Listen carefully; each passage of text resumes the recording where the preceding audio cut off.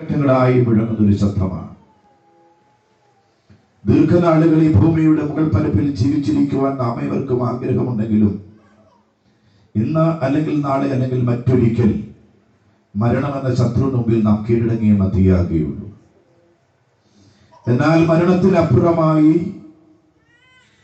ഒരു നിത്യതയുണ്ടെന്നും മനുഷ്യന്റെ ആത്മാവിന്റെ അനശ്വരതയെക്കുറിച്ച് വ്യക്തമായി വിളിച്ചു പറയുന്ന ദൈവവചനത്തിന്റെ സനാതനവും ശ്രേഷ്ഠവുമായ സന്ദേശമാണ് ഇന്ന് രാത്രിയിൽ നമ്മുടെ പ്രത്യാശ എന്ന് പറയുന്നത്.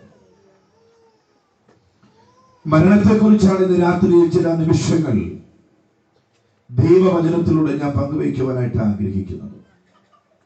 കാരണം ഇതൊരു യാഥാർത്ഥ്യമാണ്. നാം ഓരോരുത്തരും അഭിമുഖീകരിക്കേണ്ടിയിരിക്കുന്ന ഒരു വസ്തുതയാണിത്. അതുകൊണ്ട് എന്താണ് മരണം? മരണാനന്തരം എന്താണ്?